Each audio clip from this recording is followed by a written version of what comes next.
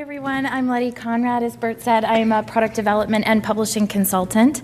And I'd like to, although it's a bit intimidating to follow the great Simon Inger, I'd like to try to follow up what he's just shared with us by adding some headlines from my own desk of research studies into the scholarly information user that I think are a lovely contextualizing and complementary group of research studies. And while there is a great number of publishers, technology providers, and other organizations that are producing amazing research, like OCLC, I see my friend John Sack in the audience has done quite a bit on information user workflows in the scholarly space, certainly Ithaca and others. I'm going to focus today on peer-reviewed material, and in particular, I want to share with you material that is really representing sort of an explosion, if you will, in the qualitative examination of the scholarly information user.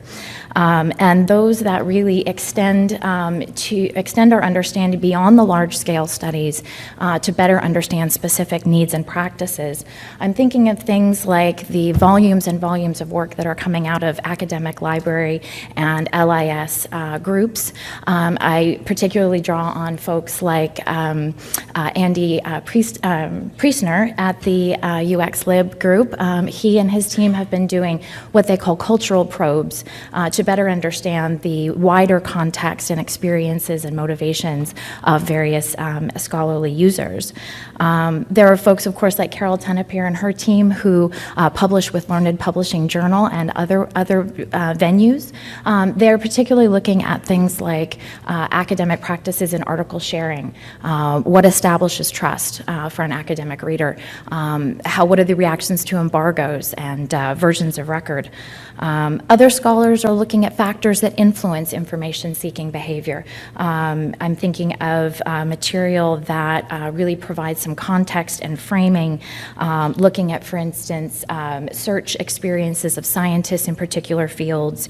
My friend Anna Faherty worked with the University of College London a couple of years ago. She's been focusing her time on ebooks information behavior and really looking at the full workflow from an academic evaluating an ebook, finding that ebook, deciding how to access, and she has a new publication that's coming out shortly on her latest work. I think of Carol Perusso's work on undergraduate search experiences, and in particular comparing trends in how students are using Google and Google Scholar to the library discovery services and subject databases.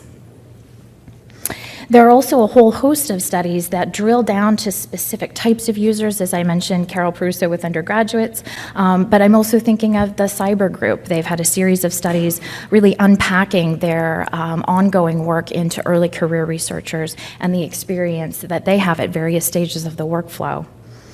Sheila Pontus and others approach these questions looking at the researcher journey or the user journey throughout the workflow and really framing specifically the experiences of doctoral students and how they interact with information. Similarly, Valerie Spezzi's work on information-seeking tendencies also focuses on doctoral students and is a great example of really drilling into a specific user type. There are a host of studies that look at the disciplinary angles, comparing humanities scholar behavior with biomed, and a study that's particularly near and dear to my heart when I worked at SAGE, we examined social science information-seeking and particularly the needs for serendipitous discovery in the workflow. And then there's also a whole host of research that's very systems focused, and that's really the third sphere of information or studies that I want to highlight.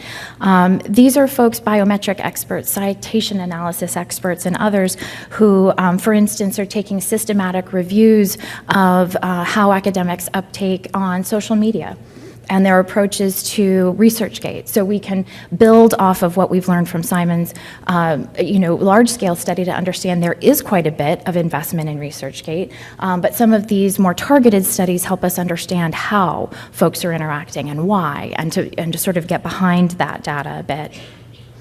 There's a set of bibliometrics experts out of the University of Granada that are focusing on Google Scholar indexing analysis, and they've begun to use Scholar as sort of a benchmark to compare other services like Scopus, Web of Science, and others, and they've just recently released a series of analysis around Dimensions and OneFinder and Meta and other newer sort of scholarly discovery services. And I've just recently discovered that there's an Emerald journal that's focused on information discovery and delivery, and they take a largely systems focus. And then just my one cheat outside the peer review space, I think when we're talking about discovery systems and tools, there are a number of really great blogs out there, and Aaron Tay is one that I regularly look to. His musings on librarianship bring quite a user-centric, although quite technical approach to sort of unpacking and understanding what discovery technologies are out there to aid the researcher process. And the reason that I'm hammering on about this is not just because I'm a information science doctoral student and all-around library geek, but I believe that research like this should be an integral part of each organization's scholarly product lifecycle. I believe that insights like this, both broad and general, large-scale studies like Simon and Tracy's, as well as these targeted qualitative studies that are focused on specific users, those can really inform our strategies, inform our product design and development.